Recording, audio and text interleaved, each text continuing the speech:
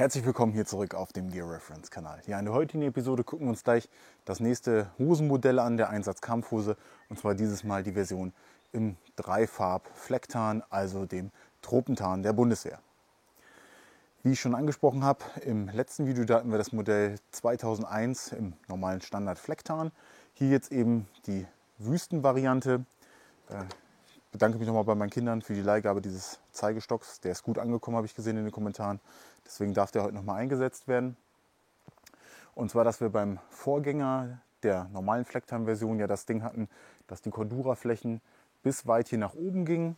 In diesem Fall jetzt, wie wir es quasi kennen, nur hier unten im Kniebereich, wo das Polster auch sitzt, haben wir hier jetzt noch das zusätzliche Cordura-Material. Zum anderen, was noch weiter so geblieben ist, dass die Beintaschen an beiden Seiten weiterhin voll aus Cordura gefertigt sind und auch immer noch keine Wasserablaufösen vorhanden sind. Braucht man jetzt auch nicht so häufig in der Wüste zum Beispiel, aber auch da, wenn man mal durch einen Fluss geht oder sowas, kann sich da Wasser drin sammeln. Damit das gut abläuft, wäre schon so eine Wasserablauföse eine ganz gute Sache.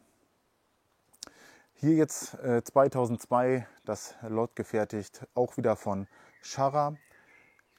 Von diesen Hosen sind deutlich mehr Referenzbilder da als von der Flecktarnhose. Natürlich lässt die sich auch ganz gut identifizieren auf Bildern und da natürlich ab dem Jahr 2002 so im Einsatz in Afghanistan getragen. Sieht man auch noch in den Folgejahren auch immer noch. Ich hatte ja schon mal das Referenzvideo zu den KSK-Soldaten während der Übungsphase in Texas gezeigt.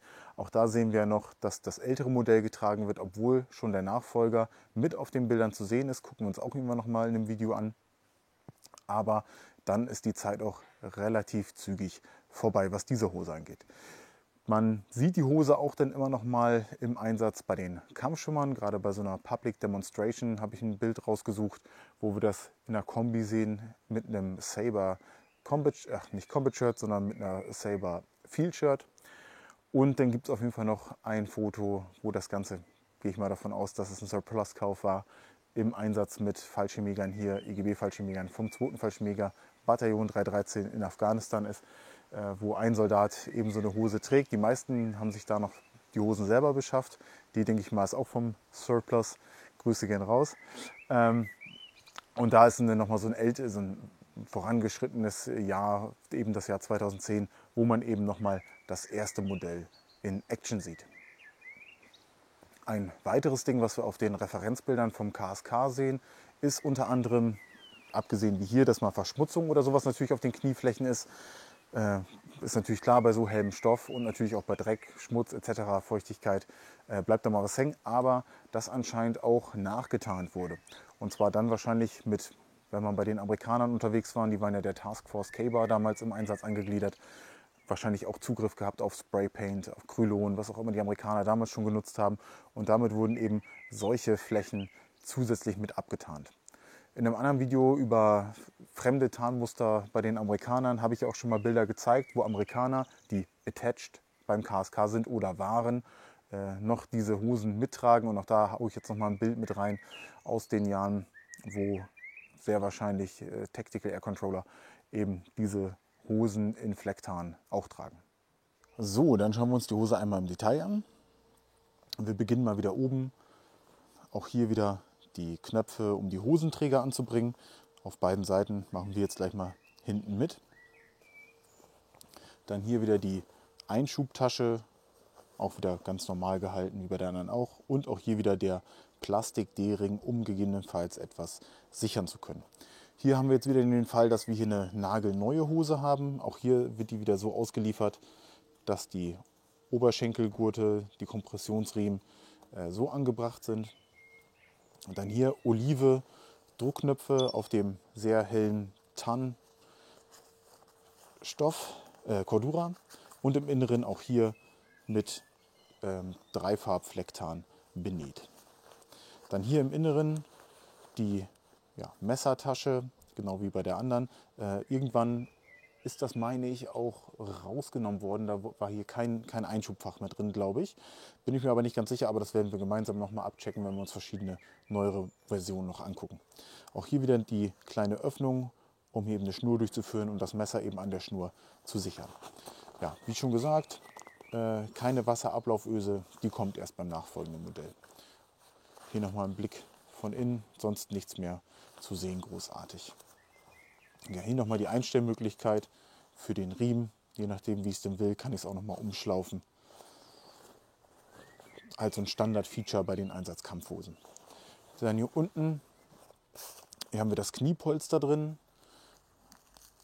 Hier sehr schön das dunkle Oliv auf dem Tropentarnstoff.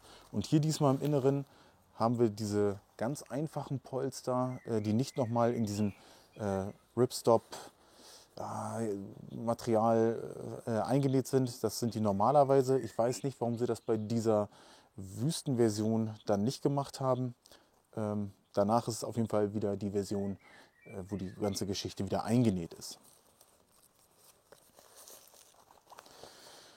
Dann hier unten am Beinabschluss wieder die Gamaschen. Auch hier wieder ganz normal Zurband und eben noch die Schnalle, um das Ganze noch mal ein bisschen enger zu stellen. Und auch hier haben wir die Möglichkeit, am Hosenbeinabschluss das Ganze wieder zuzuziehen. Und so kann dann eben auch kein Getier oder was auch immer reinkrabbeln. Ich habe auch nur einmal gesehen, dass die jemand quasi nutzt wie Hosengummis, dass die dann mit den Kammstiefeln oben abschließt. Das sieht bei so einer sehr weit geschnittenen Hose meiner Meinung nach immer ein bisschen komisch aus. Bild blende ich aber euch auch noch mal mit ein.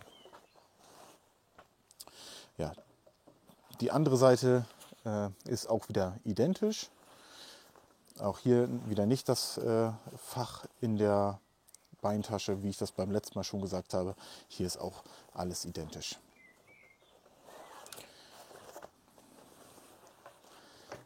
Gehen wir einmal nach hinten.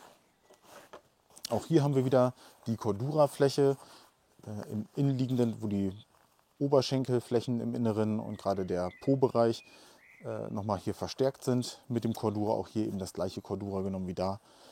Ja, finde ich einfach optisch ganz schön zu dem Dreifarb-Tarndruck. Dieses helle Beige, Khaki, wie auch immer. Weiß nicht, bei Farben bin ich jetzt nicht so bewandert, welcher Ton das genau ist. Wenn einer Maler, Lackierer, was auch immer ist, kann es gerne nochmal mit reinschreiben. Genau, bei diesen Hosen gefällt mir auf jeden Fall noch. Was man ganz gut sieht, ist auch hier, dass noch dieser alte Tropentarnstoff genommen wurde. Der wird beim Waschen, kriegt er so einen leichten Pinkton. Das ist bei diesen Versionen, bei den früheren, auf jeden Fall ein ganz, ganz berühmtes Ding. Dann haben wir hier noch, ebenfalls auch wie bei der Version in normalen Flecktarn, die Portemonnaie-Tasche. Auch hier mit dem Knopf wieder ganz normal gesichert. Und dann kann ich eben das Portemonnaie oder sonst irgendwas mitführen oder einfach gar nichts. So, im Inneren auch hier schöner dunkler oliver Stoff genommen. Und auch hier haben wir das Label auf der innenliegenden Eingriffstasche. Nochmal mit dem Waschanweisen, Stoff, wie auch immer. Und auch hier noch die alten Bundeswehrgrößen. Hier eine Größe Nummer 15, Schara und auch hier wieder das Datum mit drin aus dem Jahre 2002. Genau, ja, so viel muss ich ja gar nichts mehr dazu sagen. Ich sag mal, die meisten Sachen habe ich ja im Vorgängervideo angesprochen. Wer das noch nicht kennt, schaut gerne noch mal rein. So viel war es erstmal zur Version im Dreifarb-Flecktarn. Das war es dann erstmal zu der Hose im Dreifarb-Flecktarn, Tropentarn. Dann lasst gerne ein Like da, abonniert gerne den Kanal, kommentiert gerne und dann sehen wir uns im nächsten Video. Bis bald.